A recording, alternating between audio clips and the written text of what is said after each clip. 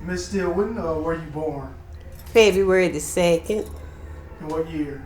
1940, And where were you born? Knoxville, Tennessee.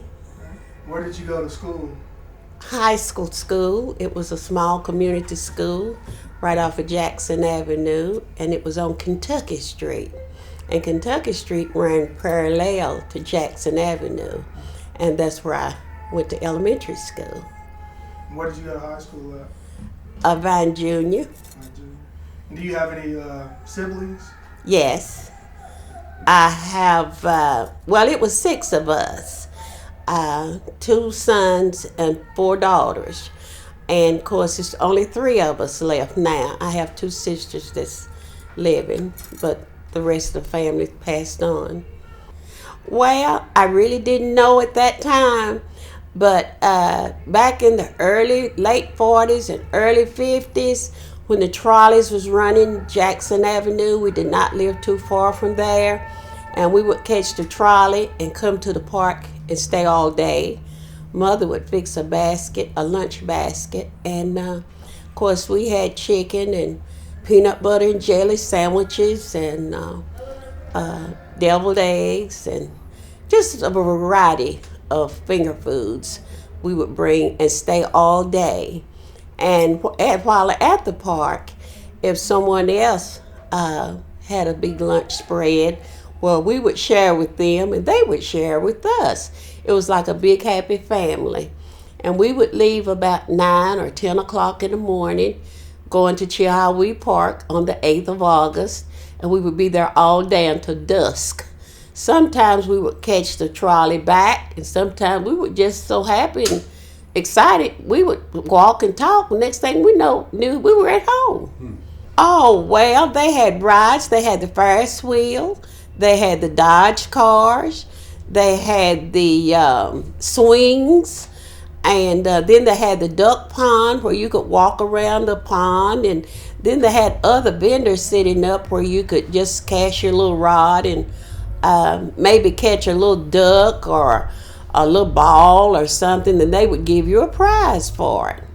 And then, of course, they had the zoo, and everybody wanted to go to the zoo. And, of course, back then, it wasn't as modern as it is now.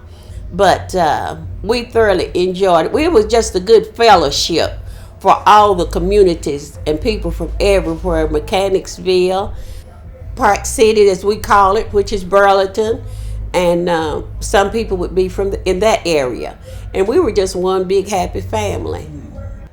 Oh, honey, You and your siblings. August the 7th, boy, we were really getting ready. We were washing our little tennis shoes, washing our shoestrings, hanging them on the line, because we didn't have a dryer then. We barely had a washing machine.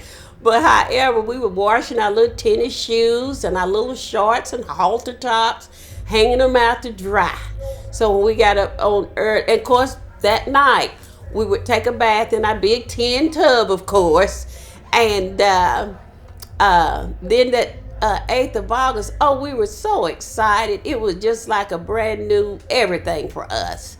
And we would dress and Mother would put little ribbons in our hair, and away we would go to Chihuahua Park for the 8th of August. Yes. And of course, Mom, she would have the chicken going or whatever she was going to put in the lunch for the next day. I guess I was about 6 or 7. About 6 or 7 years old. So from that time to now, you know how many years ago that was. But we had a good time. We really enjoyed it.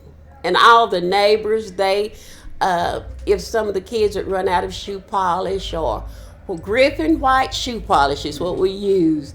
And if someone would run out of shoe polish, they would come to our house, and sometimes we would have shoe polish all on the porch and everything. Of course, we had to clean it up afterwards, but we would have everything ready, and a little bobby socks and all of that. Well, see, in the community, we would babysit for others. and maybe we would have a nickel or dime or quarter. And when the ice cream truck would come through the neighborhood, we wouldn't go and buy any ice cream. We would save our little nickels and dimes for the 8th of August. Well, one I recall is when, because I was a teen, the early teens, is when they would have the concerts at the Chihuahua Park at the Jacobs Building, when Ruth Brown, Ray Charles, B.B. King, of course, Bobby Blue Bland, and all of those blues singers would come to town. The Temptations, and of course, some our locals. We had some locals here also, and we would also go there. And if we didn't have any money to get in, we would stand where we could look in. It would be a bunch of us, and then of course, we stayed together. And back then, you could walk anywhere, you could do anything. Nobody bothered you or anything. You could just walk and stay. I don't care how early or how late. Of course, our parents was real strict on us, so we couldn't stay out too late. But it was very, very, looking back over my life and everything, the way it was back then and the way it is now, is totally, totally different. Well, you can't walk nowhere now. And you can't hardly stay in your own home now, unless you're having problems with intruders or someone just want to just be mean. And then, of course, riding the buses, the bus would come through after they took the trolleys up.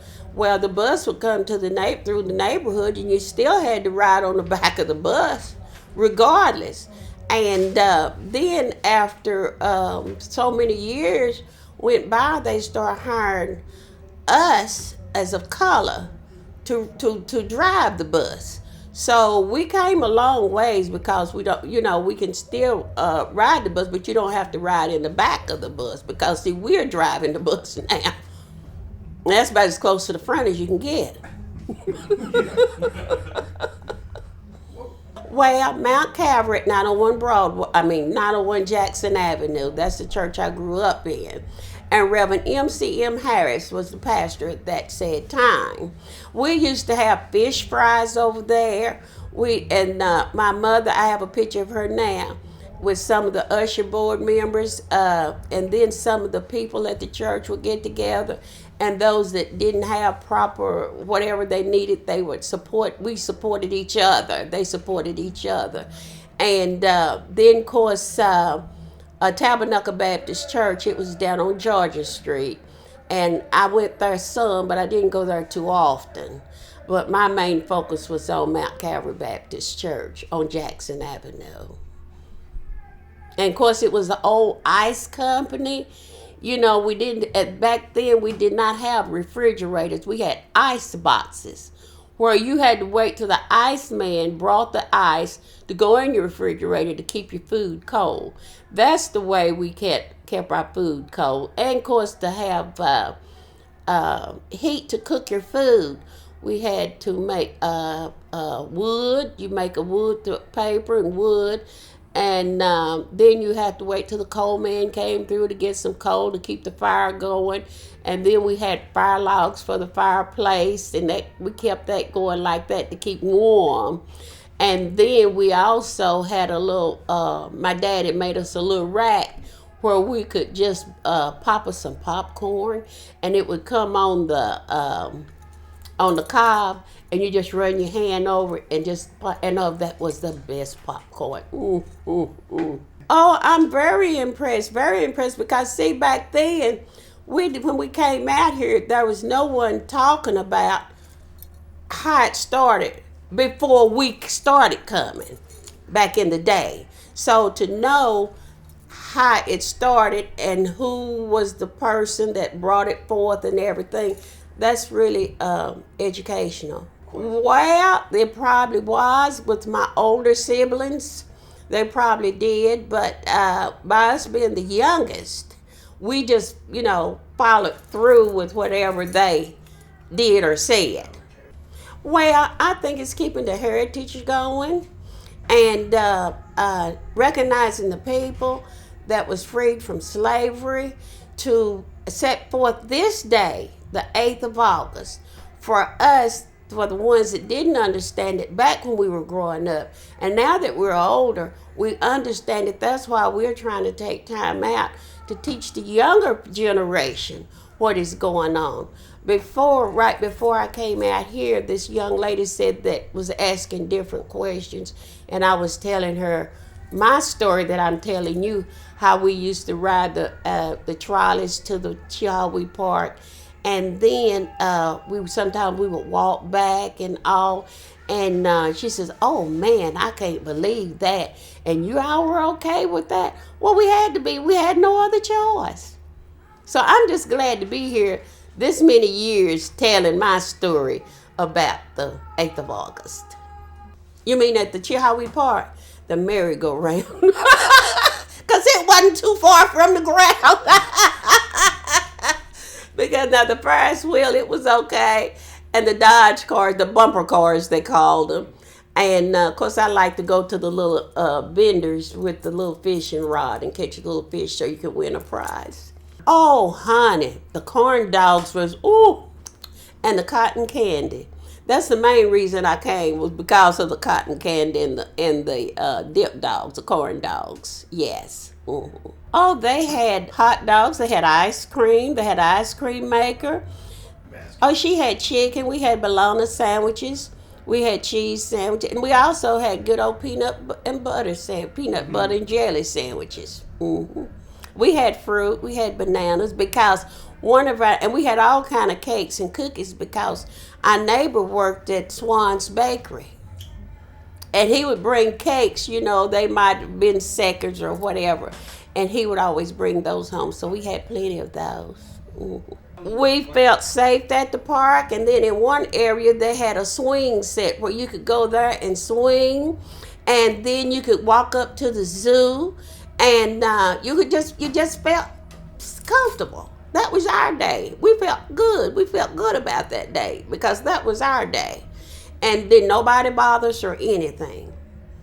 And of course, I had 2 big brothers too, But we were very comfortable, very comfortable. And back then, our entertainment for each other was the neighborhood baseball teams. We'd have baseball teams. My brother played on the team, and we would go from one ball field to another, down to the Park City ball field, down to Mulvaney, which was not Mulvaney, but Payne Avenue, which was on Payne Avenue. That field up there, we would go up there also and attend different baseball games. No, this was throughout the year. That was our entertainment throughout the year, without the 8th of August. Just 8th of August, 8th of August. But this, I'm talking about the baseball game. This was our entertainment throughout the year until the 8th of August came. Like in May or June, when it started getting warm, they get their baseball teams together, and we would just go to different parks like that, which was in Park City and the park on Payne Avenue. Well, some did, and then most, just like I said before, we would polish our little tennis shoes and fix our shoestrings and all, and put on our little shorts and a little halter top, and some would come with the little hats and gloves or whatever on, but we always wore our little shorts, and some had on skirts and blouses, but we always wore our little summer clothes for that. But it was a good day, and I remember those good old days, Mother and Daddy and everybody, and we would sit in the yard and so forth and so on. But when we would go back home after visiting the Chihuahua Park on the 8th of August, we would sit in our front yards and talk about what we did, what we saw, and what we ate, and just reminisce about the good day that we had that day. Well, yeah, like I said, when Ray Charles and all of them would come to town, they would have that. But back then we had, I want to say it's the Drifters that used to sing a song, There Goes My Baby, or something like that. And then we had the Platters, and then we had Lordy, Lordy, Lordy, Miss Claudia, whoever sung that song. I can't remember who sung that song. Lord Christ. Yeah, Lord Price. Lord Price. Yes, all of those songs. Okay. But we were church going, so I knew most of Christian songs. The Amazing Grace and so forth and so on, yes. And then, like, if a church had a homecoming, they didn't have anywhere in the church to have the homecoming. They would set up tables. It wasn't no table. It was like the horses you put up for the traffic to go around the traffic, and then they would find some big lumber pieces to put over that. That would be our table, and they would have food laid out. And it was just wonderful.